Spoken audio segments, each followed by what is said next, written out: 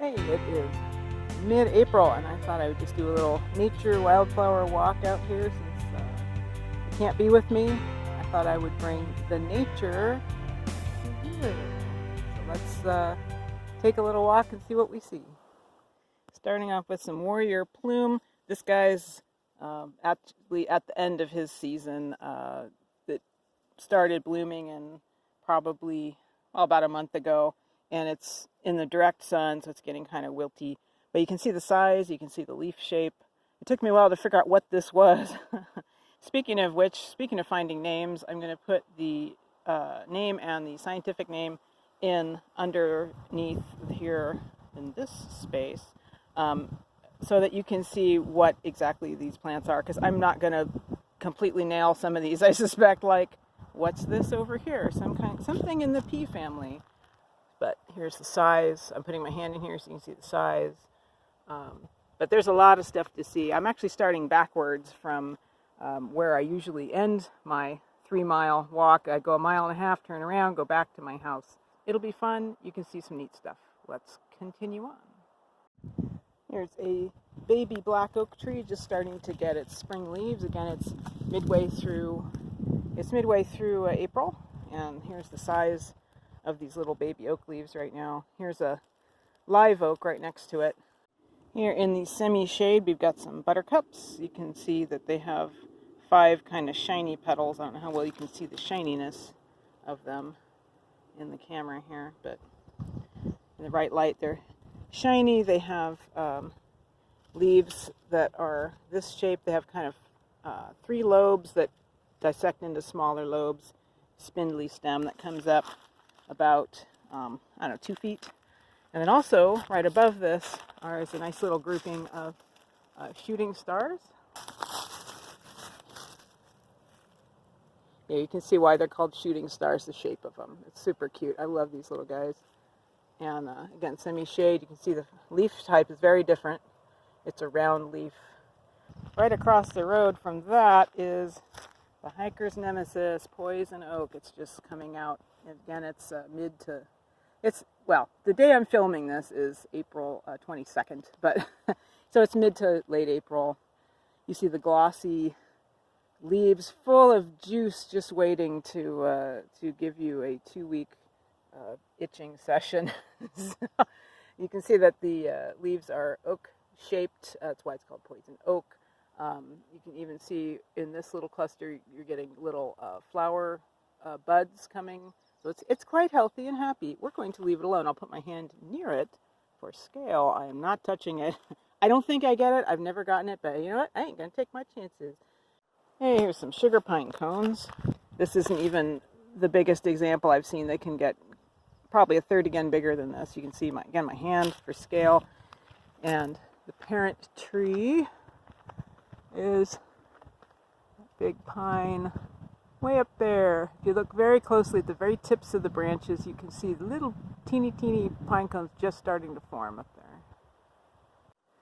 This is one of my favorite spots on the trail. You can see way off to the higher peaks back there. Over here, you'll see the pointiest bit on the right of that far cluster there, the cloud right above it. That's Pilot Peak. There is a fire lookout station, a fire tower there. Recently I did an article about John Muir and his travels to Yosemite in California, and he went up to that peak and over that ridge. So I am in the footsteps of John Muir here on my trail. In this part of the trail, I often will see animal tracks, especially in the summer after it's been kind of turned to fine powder. We have red clay here, red clay soil. As you can see, full of iron, which is not good for my water, which is why I often wear dark colors, because my water has so much iron it turns all the whites orange. Yay.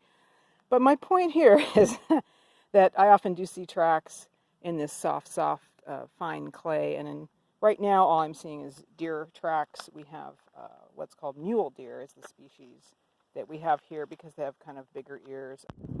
Here's a nice little group of native violets. My mother-in-law Lainey loves these in particular. So hello Lainey, these are especially for you. They're so cute. They bloom every spring, and cute little native violets. Oh boy, let's look at Poop. I'm going to guess this is probably, well, it could be a fox, but it's probably bobcat. You can see the size of it. It's been here quite a while. No, it's not like all fresh and gross. But what I wanted to point out is it's a lot like owl pellets, where owls will regurgitate the stuff they can't digest, the bones and the fur.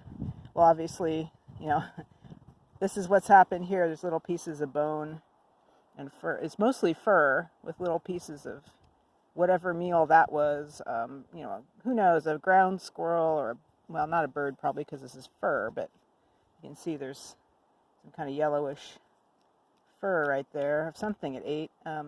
You know, I'm unlikely to find like a whole skull or something in here just because it's been crunched up rather than regurgitated out of, you know, an owl. So these are going to be little fragments. Here's a nice little group of Wavy Leaf soap root or soap plant. And can you guess why it's called Wavy Leaf? Yes, the leaves are wavy. This is greatly used by native people. You can actually get a kind of soap out of the roots. Flower stems are quite tall. They will later on in the summer have little tiny white, it looks like almost like little lilies on the tops of these very long stems that get to be about 4 feet tall. So here's these guys. Oh, and growing right next to it, hey, some kind of mallow. Yeah, here we go. So here's the size. It's a 5-petaled flower. Here's the leaf shape. It has a little pollinating visitor. Hey, look at that. Hey, buddy. If I can get this in focus.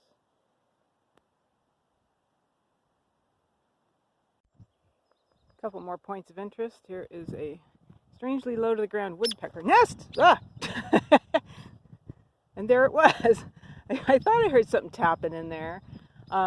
It went by really quick. You won't be able to see what species it is, but I will look it up when I get home. And boy, is it mad. Okay, so let me walk closer. That's what he's working on.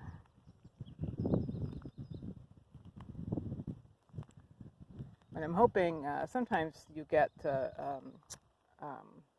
bluebirds will nest in old woodpecker holes. So maybe we'll get some bluebirds after this guy's done. Also right nearby here, I wanted to show you these bracken ferns. They're just coming out. They get quite large, but you can see that these are just starting to leaf out. And again, it's, you know, about 2/3 of the way through April. And these form a nice big ground cover, big triangular leaves. You know, very lush growth. It's nice to see in such a dry kind of Mediterranean climate. We've got a little creek that runs alongside of our driveway, and I just wanted to show you some of the willow trees / bushes that are out of the little fuzzy stage here and the flowers have matured into you know, these little, what are called catkins. You can see the leaves are starting to come now. That's what they look like this time of year. They're out of the little fuzzy bits, which are so cute. And one of the first things that you see in early spring, which to me is like a sign of hope almost, like the spring is coming, you know. Never fear, the spring will be here. There's another really nice group of buttercups. You can kind of see the shininess there, and they're also growing right in some wild roses that will be later in the year. Obviously, they're just starting to leaf out.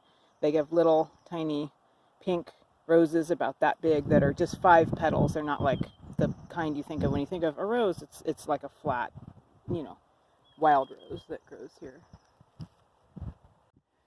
Similar to buttercups, about the same size, but not the same flower. I think this is cinquefoil. I will double check that when I get back to the house. You see some little pollinator insects on here. But it's got more of a strawberry shaped leaf, and it goes down to even more leaves. There's quite a rosette down there, whereas the buttercups are much more spindly. These are much more kind of fuzzy with a thicker fuzzy stem. Here's, by contrast, here's some buttercups. Right here you can see that's much more kind of delicate looking, smaller leaves way down at the base and not really up the stem as much. This is on my actual driveway here, and I often will find a lot of tracks in this area because it's similar to the last place we found tracks because it's got a lot of that fine clay silt. This looks like some quail tracks down here. It's hard to tell. I mean, it's not very defined, but my guess is that it's about the size of a quail. You have the 3 fingers, 1, 2, 3. My hand for size comparison. But often on my walks I'll see a lot of bird tracks down here, including wild turkeys. All kinds of different shapes and sizes of birds, lizards, snakes. In fact, I might even see a snake track right here. I don't know if you can see that. You can kind of see a winding serpentine sort of track going upwards. So I see a lot of snakes, large beetle tracks, just kind of everything finds this little low spot to make its way to the creek over here in the brush and hide off in the bushes and such. Okay, just came up a big hill, so I'm a little out of breath. But let's end our journey back at my house after a mile and a half of walking back from where we started. Here's some lovely little lupins. And I'd hoped to get some of those little magenta flowers. They have a very brief bloom, and I don't see any here. Unfortunately, darn it, I really like those, but I don't see any. I'll put the name of what those are in there. Also, here's some owl clover just starting to come into bloom. And here's these lupins, so you can get a good look at those guys.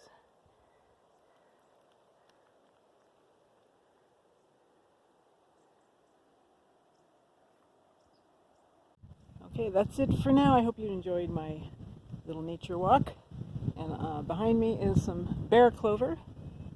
And I'll switch the camera around it and show you that closer up. That's all over the place. It's a ground cover. Blooms all summer long.